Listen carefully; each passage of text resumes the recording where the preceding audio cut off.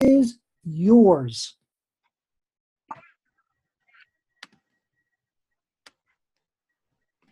Just tell me when to move the slides. Okay, excellent. Well, welcome everybody this evening. This is Andrew Howman. In our group, we have Kristen Bender, Danielle Thompson, Ron Kennedy, and Catherine Chow. We'd like to talk to you tonight about our mobile education lab that we are prototyping. Our motto for this is that we will bring education to you. Next slide, please. Who we are. We are looking to provide a hands-on experiential learning environment where students engage grades K through 12 become exposed to high-demand career paths through our mobile learning labs that feature highly skilled professional instructors, 3D simulation, and virtual learning technologies. Next slide, please. We believe that our hands-on environment will rekindle students' love of learning by connecting abstract classroom concepts to real-world scenarios. This will assist in students achieving desired educational outcomes while also being introduced to high-demand careers. Next slide, please.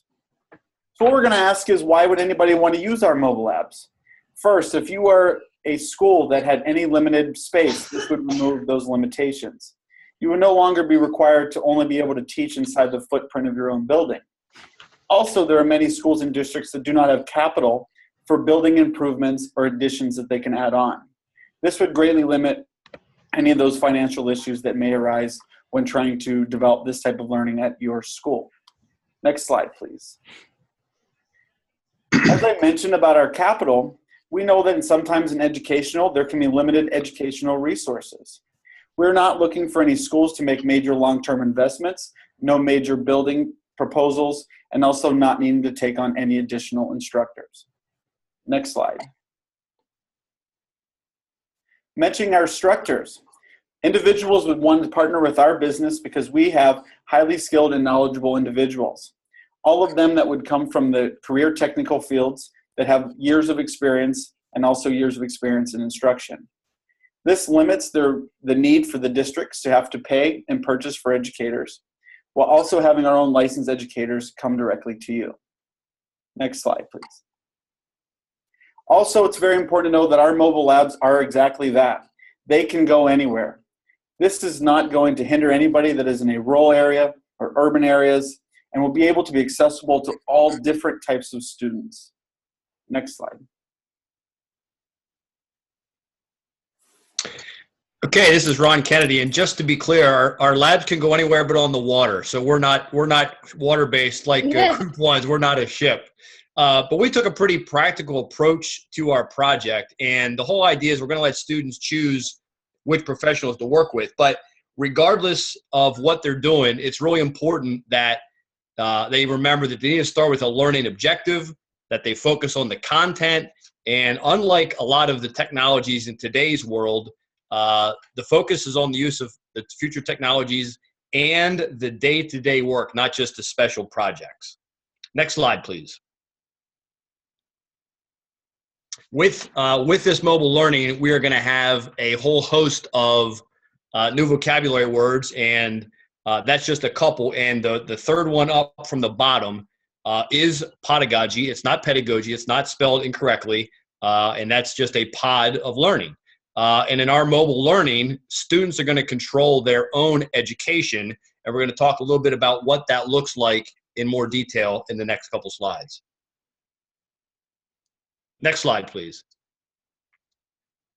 All right, so here, this is Danielle Thompson. This is an example of what a mobile learning lab investigation could look like. This particular slide shows an animal-based learning lab where there's different professions that can come. We'll have different examples of learning labs. You could have a health learning lab, you could have the science learning lab, you could have the athletic learning lab. So there's really no, your imagination is basically your limitation to what kind of learning lab you could have. The students show up to the lab with their classroom. They carry IDs, a lot of schools do, and that way teachers can track what the students are interested in. The students are able to provide feedback, what they liked, what they didn't like, and also if they're into animals and there's a particular profession that wasn't featured, that could be brought back at a later time. Next slide, please.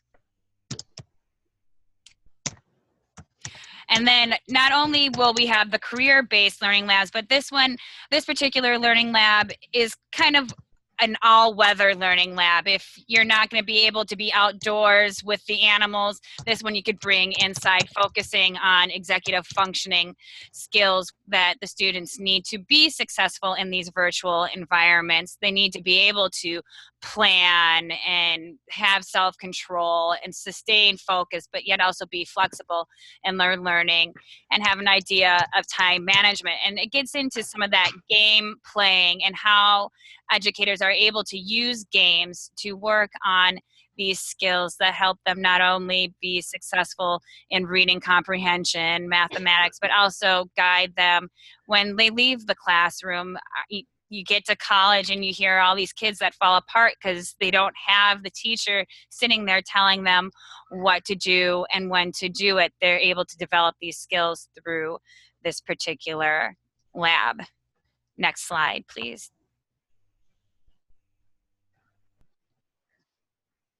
Okay, this is Kristen Bender.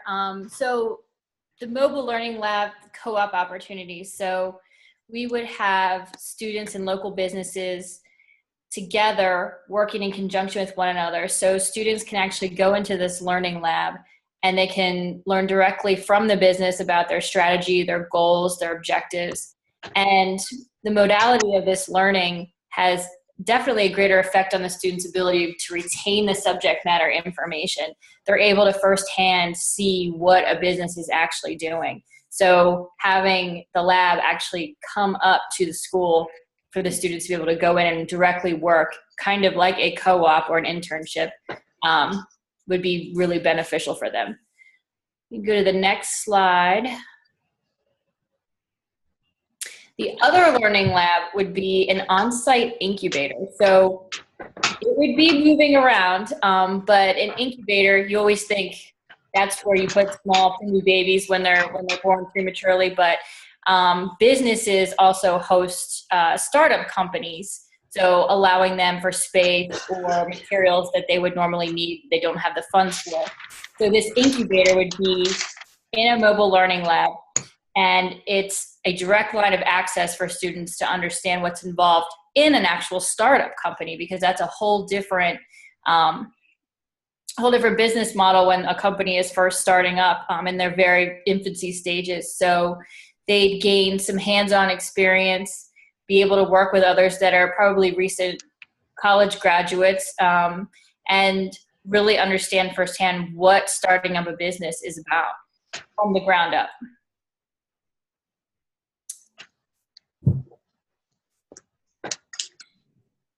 So hi, this is Catherine. So at this point, we would like to have a reality check. Mobile learning lab is desirable because it is human-centered, addressing an unmet need. It is feasible because it can be easily replicated and distributed through various geographic area. And finally, let me address the viability with the next two slides. Next slides, please. So as you can see here, the school actually can download the mobile learning app, and they can identify available learning lab nearby. They can schedule a lab, they can learn, and they can enjoy the experience, and the payment is upon delivery. Next slide, please. Now, this is an educational Uber model, and I think we are all familiar with, this Uber is a very successful business. Now, our partner, who is driving this, little mobile learning lab around, they are our independent contractor. They can actually get the state grant support. Usually it's called Small Business Innovation Grant. And in fact, we are going to raise venture capital and angel investment, approximately $1 million to $2 million. That's very easy to achieve. And we can also finance the lab for this independent contractor. And we will do profit sharing with our partner. Next slide, please. Thank you so much for listening to our presentation. Any questions?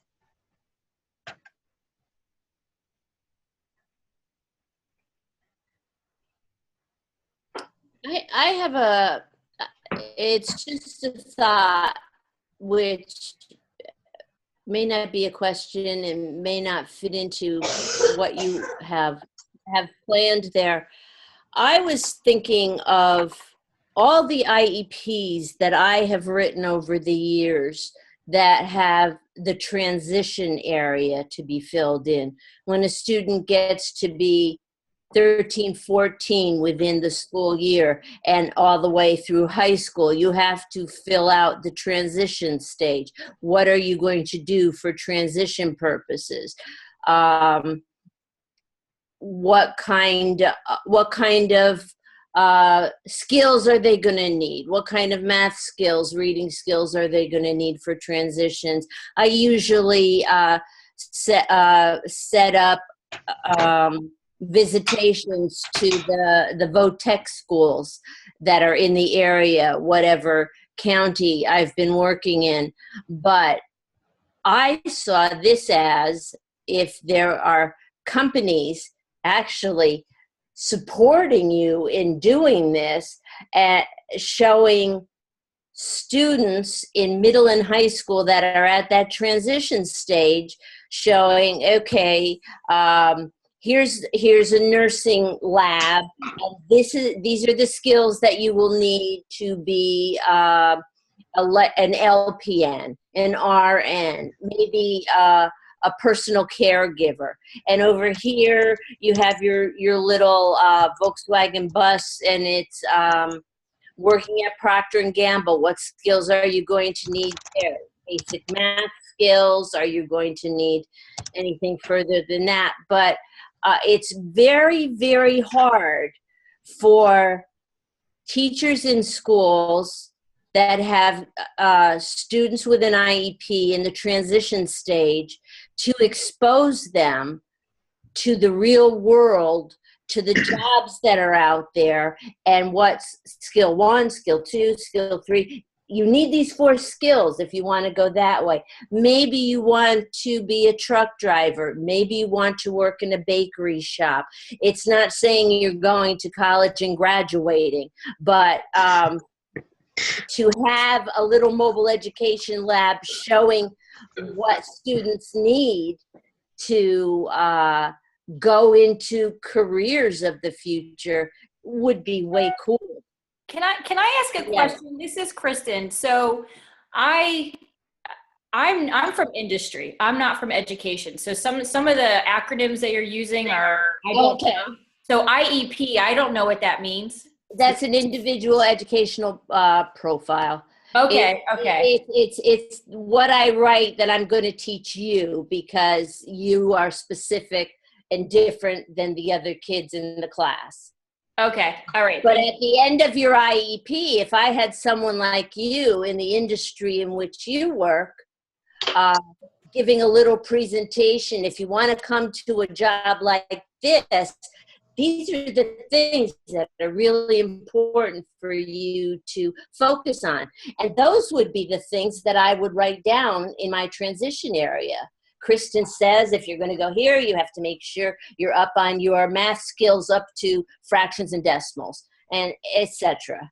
Okay. And I think that's definitely what we were shooting for, the whole, why do I have to learn this? Well, this is the opportunity for the teacher to put that out here. Okay, so when we're looking for the variable X in this equation, well, guess what? When you're working with an unknown substance in your biology or chemistry lab, this is why, or solving for X in an architectural situation. So it's kind of that whole, why do we need to learn this? Well, this is why, and this is a practical application. And I think Professor Sutton, it's touching their transition. It's exactly what we were hoping for, is to kind of give the students a little bit of a taste, and then also give the teachers to go, okay, we've got this mobile learning app. There isn't a mobile learning lab that meets my needs. Hey guys that own this app, we need a learning lab that has A, B, C, D come to our school, and then that's something that we could then work on to develop. You know, Right. yeah, If they want to be a veterinarian, click on the little Volkswagen bus that is veterinarian. What kind of, you don't have to be the doctor veterinarian. There are other skills that you can have to work in a veterinary clinic. That Well, was exactly the idea. That's exactly what the idea was. well, that's what I was thinking while I was watching it, and I was loving it because I know how hard it is to get for teachers to get kids out into the world to show them the real needs. yeah, That was exactly the idea, was to get kids real life experience so that when they go out, they have the skills and the training necessary to perform the job. And to speak to your IEP very quickly, I think this does exactly what you want to do with an IEP student because it addresses specific needs that that student has. That's right, and this is Catherine, and I think, not only that, we actually provide the convenience. We will bring it to you. And we can issue certificates, and you talk about the corporate sponsorship. That is the commonly accepted model. So in fact, one of this lab, it can be sponsored by big corporations. yeah. And what's so interesting about this, what's sticking in my mind is your concept of, I wrote down the Uber model. And, Yeah. I think it's very interesting, and I want you guys to think about taking it even further, because when I'm watching some of the things, there are programs out there now to do that. So, for example, and I don't think it's running anymore, but I know it still exists. At Lehigh University, they had the shuttle van. It was actually the shuttle, and it was a science. It actually would be like an Uber model and went around the schools, and kids would learn science as though they were in the shuttle, the space shuttle. So not a bus shuttle or something like that. So as I was thinking about this, and I want you guys to think about this, is that I think you guys saw Young Zhao, one of Young Zhao's videos, and he's talking about this idea of moving away from project-based learning to product-based learning, which when some of your slides towards the end, and let me bring them up, I think like this one stuck on, I was thinking about this. So if I'm bringing together an Uber school bus, or whatever you want to call it, the Uber model, and when I'm looking at that slide there, I'm beginning to think of a new definition of what co-op becomes for kids, bringing them into the environment. So what I'm going to ask you to think about, you don't have to answer it tonight, is how does this, or would this change the day in a school for both teachers and kids if you had this Uber model there? Would it change the dimension of time? Would it change the way in which a teacher in that building would function in relationship to your Uber model? And the reason I'm looking at that is because it's got some interesting possibilities of breaking down the present structure of how we organize schools. And so what I'm asking your team to think about is how can you expand this beyond, the veterinarian Uber bus coming to show veterinarian animals? How does it integrate across curriculum? Because I think it's got some interesting possibilities if you expand it a little bit further than what you have right now. So I'm just, boom, throwing that out for you to think about. Dr. Gould, that's interesting that you say that, because the co-op and the incubator, so I came from industry and I've been a full-time professor for 4 months. All right. So I'm kind of new to all of it. I'm new to all of this stuff. And one of the things we're looking at is co-ops and how to make them more attractive, better for our students, more easily accessible, and things like that. So it's just interesting that you say that, because it integrates with some of the things that I'm looking at in my program. So yeah, there could be a whole different model, way of looking at that in the future. And I'll give you a quick example, and this is from my own experience when I was assistant superintendent in Norristown. we kind of, building principal, myself and the Votech school came up with this idea that we called Insight Onsite. And we took, I think it was 5th grade classes over to the technical school for 2 solid weeks. And the teachers would teach their normal academic courses in the morning and then would integrate into the labs in the afternoon. Mhm. So the idea here is I'm thinking, and again, this Uber is kind of interesting, is that how would these Uber mobile learning labs be the catalyst for changing the present structure of how we look at a typical day in school?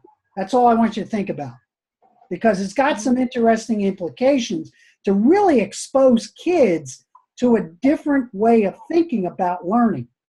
Well, I think the one, just to expand on that just a little bit, not to belabor it, but I think the one thing it does is that it gives kids an avenue to pursue something of great interest. Yeah. And not just, no offense to the math teachers out there, but it's not just calculus or it's not just biology, but it's a career-driven curriculum that produces students that are going to be productive employees without the training of the industry doing the training. Yeah, and then it also, what it does is it shows kids why mathematics is an important language to being able to do certain types of things.